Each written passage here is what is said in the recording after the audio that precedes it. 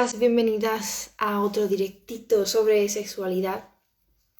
Que bueno, como ya sabéis, esto es labor del Estado, pero aquí estamos las feministas ofreciendo educación sexual de calidad y totalmente gratuita. Ahora entrará Mónica, que es nuestra sexóloga feminista favorita, y seguiremos resolviendo dudas que como ya sabéis, bueno, ya os comenté que el primer directo no se había podido guardar porque me vetó el móvil y entonces pues tenemos que grabarlo de nuevo. Así que nada, ya está aquí y ya empezamos enseguida. Hola a todas las que vais entrando. A ver si... Hola. Ahora sí. Hola Mónica, ¿qué tal? Bien, ¿y vosotras? Pues por aquí bien, todo bien. ¿Te han Nada, escrito mucho? pues sí. Voy a recapitular aquí todo. Que nada, ¿qué tal? ¿Qué tal todo? Pues bien, semana tranquilita, poquito triste por los resultados electorales de aquí de Madrid, qué pena, pero bueno, intentaremos que nos afecte lo menos posible, saltarnos determinadas normas que van a intentar poner, a ver de qué manera podemos escabullirnos, porque no, esto, por ejemplo, muy probablemente si estas voces llegaran a donde no tienen que llegar, es que no podríamos ni hacerlo casi, así que bueno, a ver qué pasa. Efectivamente. Bueno, para eso vamos a hacer seguimos haciendo estos directos para dar toda esa educación sexual que no quieren dar desde el gobierno, bueno, todos los gobiernos, ya sea autonomía o estatal. Bueno, a ver, tenemos aquí más cosillas. Esta no es puramente así de sexualidad, bueno, sí, pero vamos, es un poco más. A ver qué te parece. Tener encuentros sexuales casuales, antes pensado como algo masculino, es ser libre. Imagino que se refiere a multitud de encuentros. Ujú. Pues la respuesta es, si hay deseo, sí. Si no hay deseo y rascando, ¿no? Esa aparentemente empoderada superficie, lo que quizás encontremos sea deseos de validación, deseos de que nos quieran, deseos de reforzar nuestra autoestima en base a una lista interminable de parejas sexuales con las que nos acostamos. Desde luego eso sí que estaría a años luz de la libertad. Ahora, si a nivel de autoestima te reconoces sana, si de verdad es algo que haces siempre, siempre desde el deseo de disfrutar y de compartirte, eso ya es otra cosa. Pues sí, o sea, podemos hacer aquí una mini reflexión feminista de que con el paso del tiempo, hasta los años 60, 70 más o menos, a las mujeres se nos prohibía básicamente disfrutar de nuestra sexualidad y luego después de, sobre todo, las revueltas de las radicales en Estados Unidos, que pusieron sobre la mesa todo el tema de sexualidad, pues el patriarcado nos quiso vender una nueva idea de sexualidad basada en enseñar las tetas en el Playboy. Entonces, hay una delgada línea entre sí, acuéstate con quien quieras y la otra es estar disponible para el patriarcado 24/7.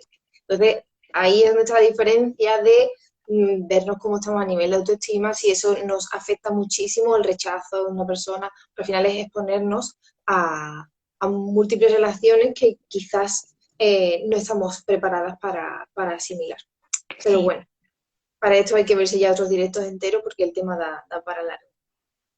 Ah, mira, aquí ha escrito un chico, así que creo que podemos rescatar esta pregunta también para las chicas que puedan encontrarse esto.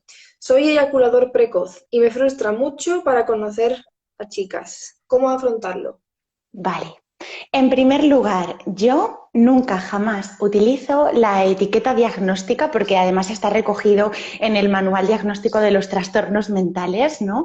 Al igual que detesto la etiqueta de la anorgasmia femenina, detesto también la de la eyaculación precoz, porque precisamente es un diagnóstico que, qué casualidad, surgió, sí, a finales del siglo pasado, cuando gracias a ese movimiento feminista radical que mencionabas antes, se intentó poner en el centro, ¿no?, de la sexualidad femenina, que el placer también es nuestro, que corrernos también es un derecho nuestro y que el disfrute está accesible para nosotras. Es decir, cuando nuestro placer y nuestro orgasmo empezaron a importar un poquitito más de lo que importaban, fue cuando apareció el problema de la eyaculación precoz, ¿sí? Claro, el escenario era, aunque hablamos de décadas atrás, súper similar al que tenemos hoy en día entre manos. No nos conocemos ni nosotras, ¿qué les vamos a pedir a ellos? Los puntos del placer, estimulaciones ideales, los colchones, ¿no?, que tienen que estar presentes todos los encuentros, siguen siendo un misterio en la mayoría de camas. Entonces, desde ahí, en paralelo a, ostras, que pronto me corro, con lo que tarda ella en correrse, ¿sí? Cuando arraigaron estas dos creencias de que nuestro placer es mucho más complicado, que nuestro orgasmo es casi una misión imposible y que cuesta un montón que una mujer llegue al orgasmo, y en paralelo se lanzaba el mensaje social de, pero es que también se tienen que correr, cuando eso se arraigó en la biología y estos dogmas biologicistas de que hablamos de hormonas, hablamos de testosterona y hablamos de estos asuntos, es cuando apareció la etiqueta diagnóstica de la eyaculación precoz. No es en absoluto que nosotras tardemos más en corrernos que ellos, es que hay un mogollón de desconocimiento, es que no se pone nuestro placer en el centro, y desde ahí, claro, están todos los ingredientes perfectos para que tardemos más en llegar al orgasmo que un hombre que viene regalando orgasmos desde probablemente sus 7 u 8 años, ¿sí? De forma muy, muy frecuente además. Así que es una trampa como un castillo, ¿sí? Es sobre todo porque retroalimenta además esta idea de que es un problema que un hombre eyacule rápido. Sinónimo de se acaba el encuentro. ¿Por qué? ¿No? Eso daría de nuevo para otro directo. Al final, la eyaculación precoz, como se concibe socialmente, no es otra cosa que hombres que sienten que se corren rápido. Supone un problema porque en esas cabecitas es sinónimo de ¿y ahora qué? ¿Ahora qué sin mi erección en la jugada? Pues ahora pueden seguir pasando todo tipo de cosas para las que no necesitemos erección, ¿sí? Es decir, puede pasar de todo menos coito. Muy bien. Otra pregunta que no la tengo aquí, pero sí me he acordado que me la han hecho mucho a raíz de los directos, es que si es verdad que biológicamente el hombre al eyacular ya pierde el deseo sexual en esa situación. Al final es que, ¿qué es deseo sexual?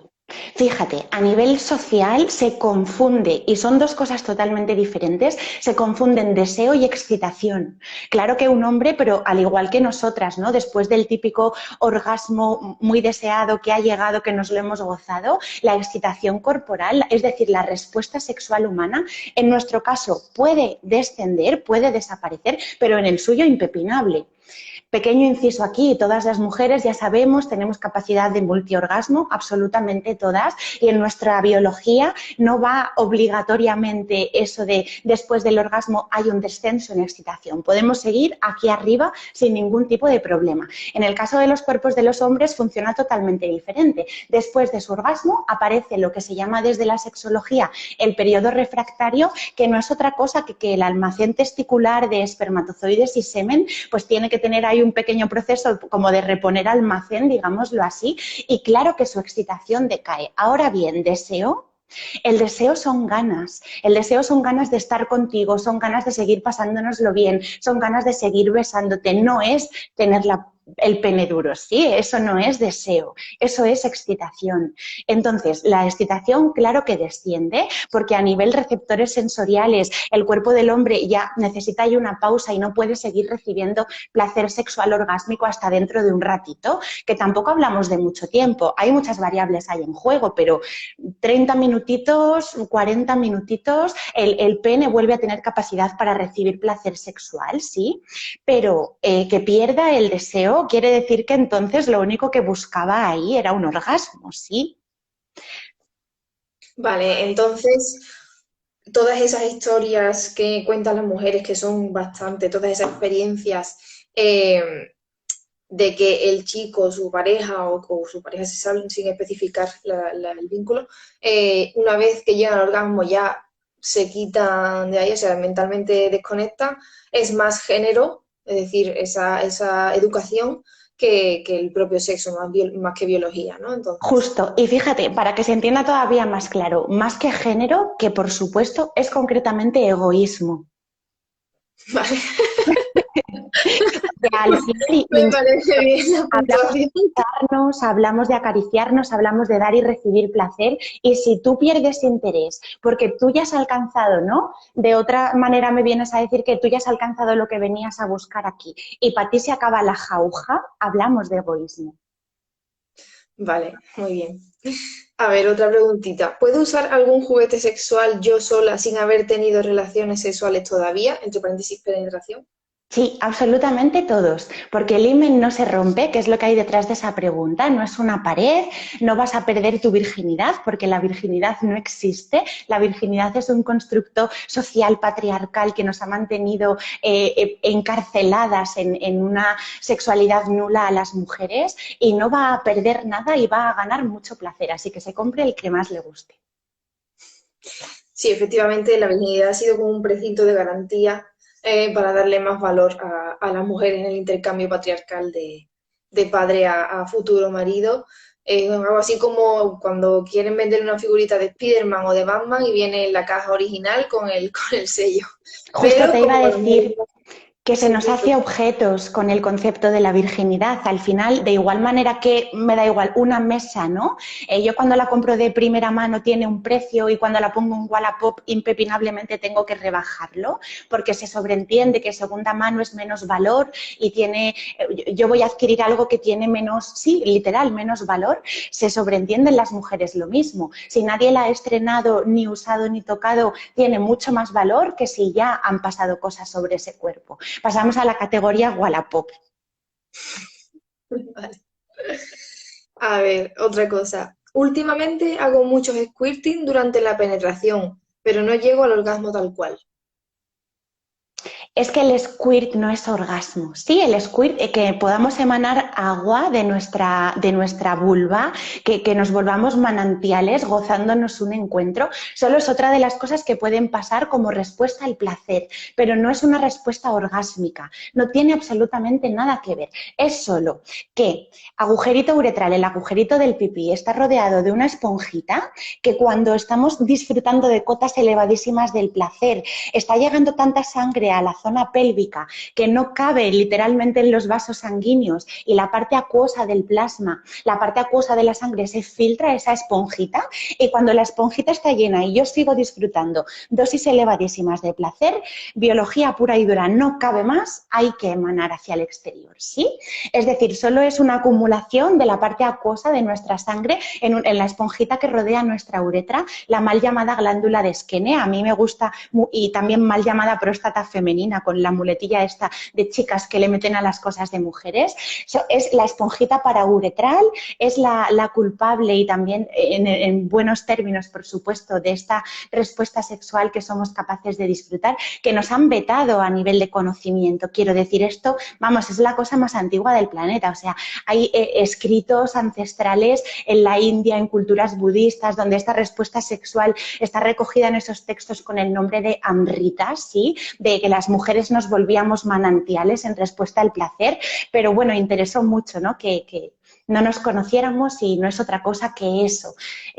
Y no es orgásmica, puede darse antes, durante o después del orgasmo. Y si esta chica concretamente está haciendo muchas veces, ¿no?, de su cuerpo un manantial, pero no llega a romper en orgasmo, que esté llegando muchas veces a ser manantial nos dice que se lo pasa muy bien, impepinablemente, porque no hay otra. Y el hecho de que no pueda soltar del todo para llegar al orgasmo puede deberse a dos motivos: o a que tenga a nivel de imaginario mental, que esto me lo encuentro 99,9% en mujeres, ¿no?, a ese bloqueo de la pérdida de control que supone el orgasmo, o bien a que con quien te compartes pues no está sucediendo ahí lo que tú necesitas para llegar al orgasmo, ¿sí? Porque podemos tener, como sabéis que yo siempre insisto, un encuentro de 45 minutos fabuloso, pero que no se estén desarrollando sobre mi vulva, vagina, pechos o lo que sea que esté en juego, justo la estimulación que a mí me permite alcanzar el orgasmo.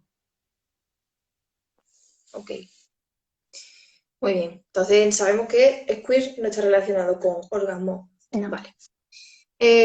¿Se pierde deseo después del embarazo? Parto. Vale. Vale. Ahí depende mucho de si hay lactancia o no, ¿sí? Al final, en el deseo influye todo. Es una especie de cajón desastre donde hay variables biológicas, donde hay variables sociales, donde hay variables que tienen que ver con la relación que tengo yo misma con mi cuerpo y variables, por supuesto, que entran en juego de la dinámica de pareja erótica en cuestión, ¿sí?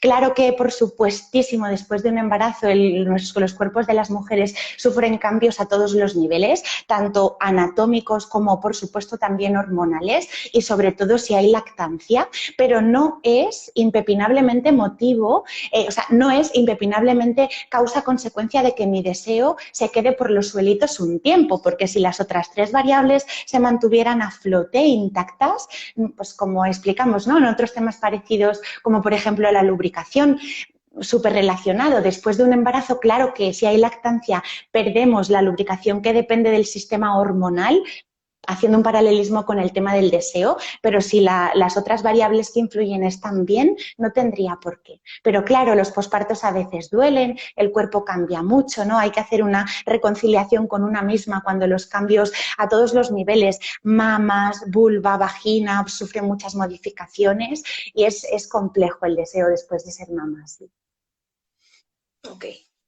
Nunca siento la necesidad de masturbarme. Ver que para todo el mundo es supernatural me hace sentir la rara.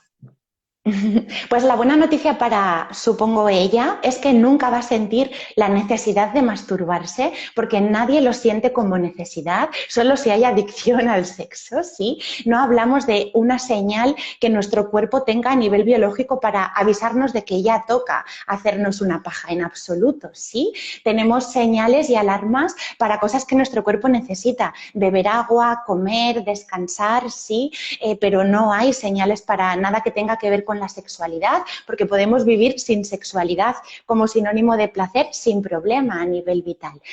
Otra cosa es que su cuerpo no se lo pida, sí, que no forme parte de algo que en su tiempo libre, en su ocio, a ella o a él se le ocurra para, pues, disfrutarse o disfrutarse con alguien. Y ahí, de nuevo, como siempre insistimos, hablamos de práctica. Si esta pregunta nos la lanza una mujer, todavía mucho más, a nosotras no se nos ha normalizado nada, ni explorarnos, ni disfrutarnos, ni querernos en estos términos. Y no hay nada malo en su cuerpo, en absoluto. Muy bien. Sobre la educación sexual que debo dar a mis hijos. No sé hasta dónde contarles. Esto dijimos que preparábamos un directo sobre ello, ¿verdad? Sí, mejor, mejor, mejor. Vale. ¿Cómo se masturban las mujeres exactamente? Sin juguetes. Es un misterio. Pues hay quienes somos fan de la alcachofa de la ducha, hay quienes somos fan de frotarnos con un cojín, hay quienes somos fan de masturbarnos con la mano, hay quien sí, al final cada una ha de encontrar la práctica concreta, la forma de estimulación concreta que a título personal, por mis circunstancias físicas, por el rinconcito de intimidad que puedo tener en mi hogar, me resulta más cómodo, ¿sí? Porque, por ejemplo, hablo mucho con adolescentes, ¿no? Lo complicado que viven, por ejemplo, ellas en sus casas, el masturbarse, sobre todo en casas en las que no está, por ejemplo, normalizado llamar a la puertita antes de entrar, pues no, optan más por el formato en la ducha, que se sobreentiende que es más complicado que vaya a entrar alguien por ahí. Depende de muchas cosas, en absoluto hay una técnica que todas debamos seguir a rajatabla, menos mal, qué complicado sería. Vale, yo de todas formas, al ver el mensaje, lo que he pensado es que la chica quizás se refería a algo más concreto de movimientos a lo mejor que hacer con la mano o algo de eso. ¿Podrías dar alguna indicación para los que no lo hayan hecho nunca?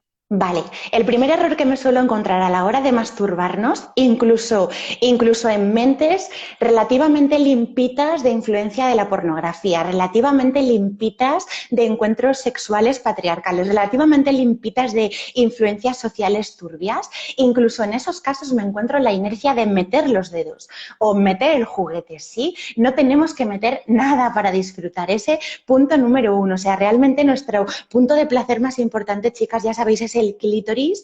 En segundo lugar, hablamos de la sensibilidad que tienen los labios vulvares. y disfrutar a través de la vagina. Insistimos mucho, ya sabéis, en que tiene que ser una zona que tengamos mimada, trabajada, cuidadita, que nos hayamos puesto a ello, a sensibilizarla, pero que de fábrica en absoluto viene con capacidad para darnos placer sexual, ¿sí? Porque nos hacen ignorarla desde que nacemos. Dicho esto, teniendo ya en mente que nos quedemos en la superficie, que en absoluto hace falta profundizar en absolutamente ningún agujerito de nuestro cuerpo, las estimulaciones que en líneas generales más solemos disfrutar son las que son circulares. Si me lo estoy realizando con la mano, circulares en sentido de las agujitas del reloj, ¿sí?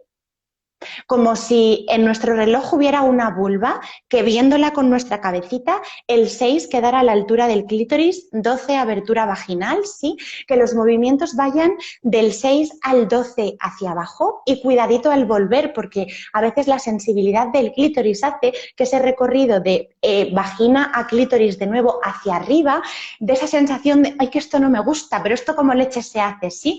Truco, no nos pillamos los dedos y la forma de masturbarnos es hacia abajo y despegando la manita de la vulva, ¿sí?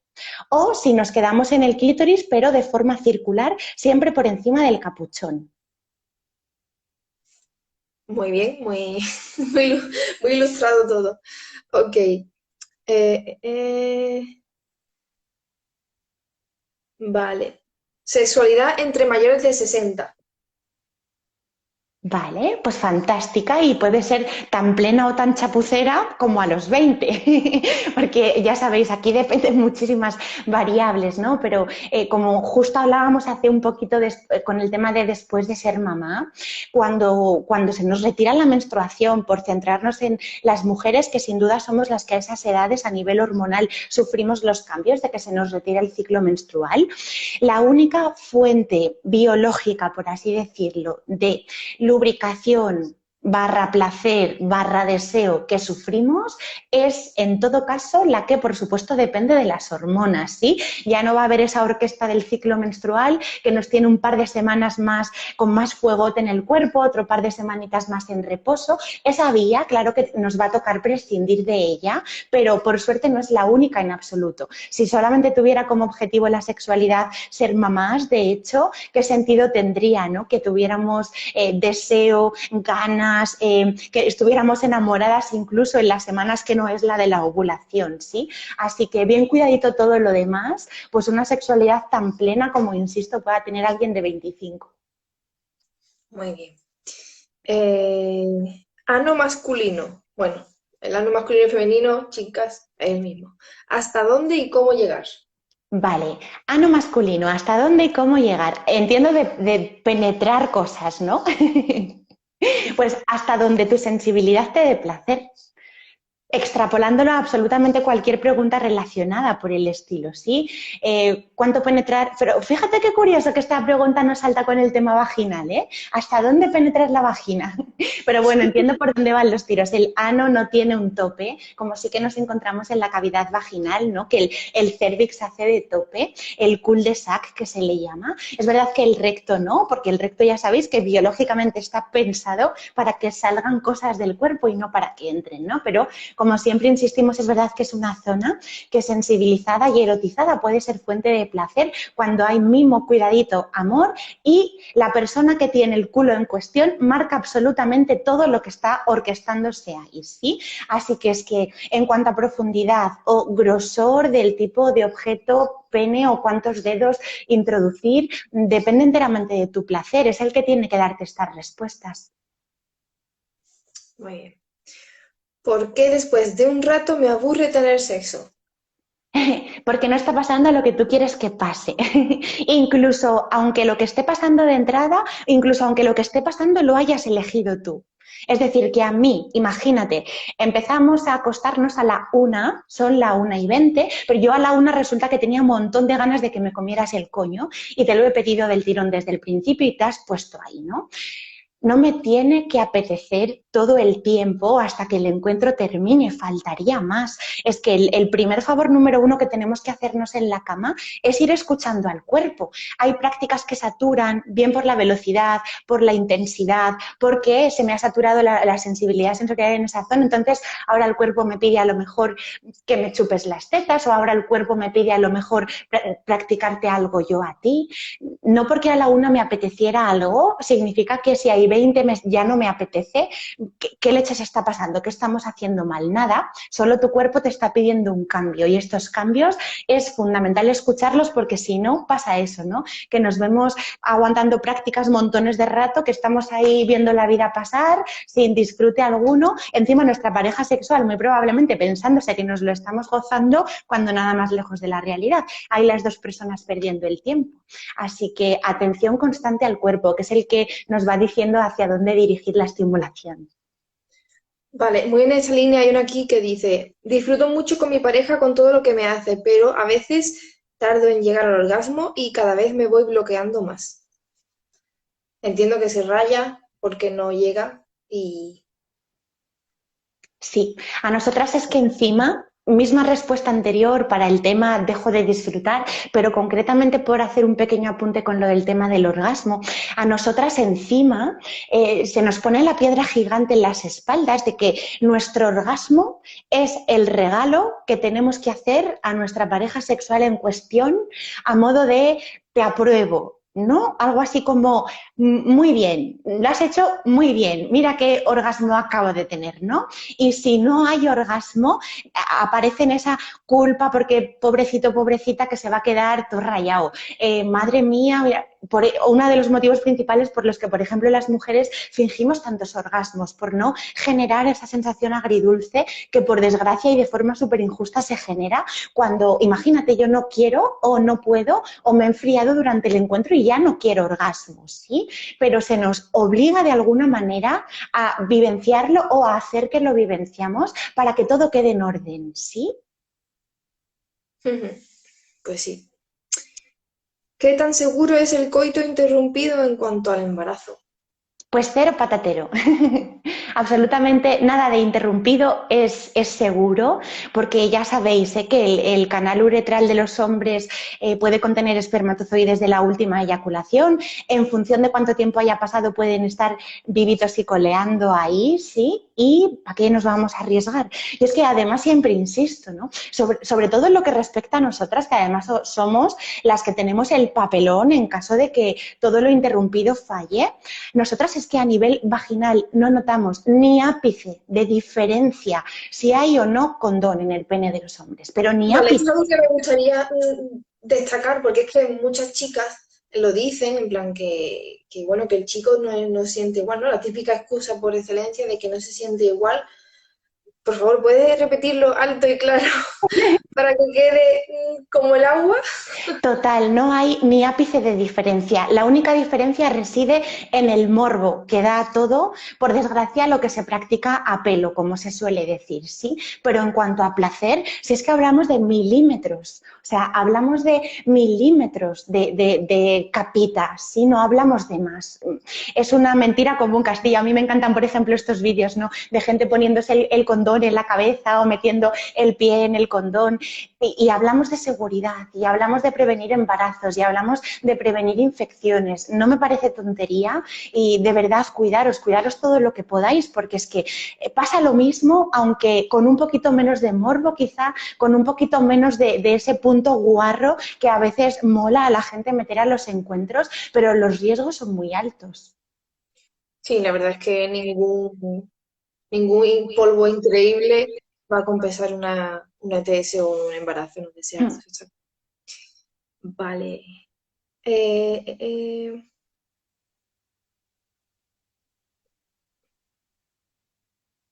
Vale, es que todas las que me estoy encontrando son de orientación sexual y todo eso que ya dijimos que también íbamos a dejarlo para otro directo. Vale, pues yo creo que ya hemos terminado con todas las que había. Ah, no, mira, aquí he encontrado una que no se pudo grabar, vale.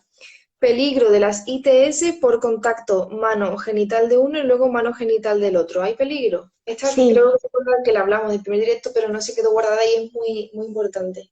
Sí, sí que lo hay. Ya sabéis que a pesar de que las zonas donde las papeletas para pillar algo así con quien me estoy compartiendo o teniéndolo yo, ¿no? Las papeletas de mi pareja son mucho más elevadas, por supuesto, en todas las zonas mucosas del cuerpo, la boca, garganta, los mofletes, cavidad vaginal y recto, pero no quita, voy a ser muy gráfica. Si yo, por ejemplo, tengo cándida, ¿sí? Y me estoy en el encuentro con mi pareja masturbando con la mano. Mi flujo con mi cándida está en mi mano y justo después toco la vulva de mi pareja o el pene de mi pareja, ese flujo va a través de mi mano, de mi vulva, a los genitales de mi pareja. Con la boca, tres cuartas de lo mismo, sí.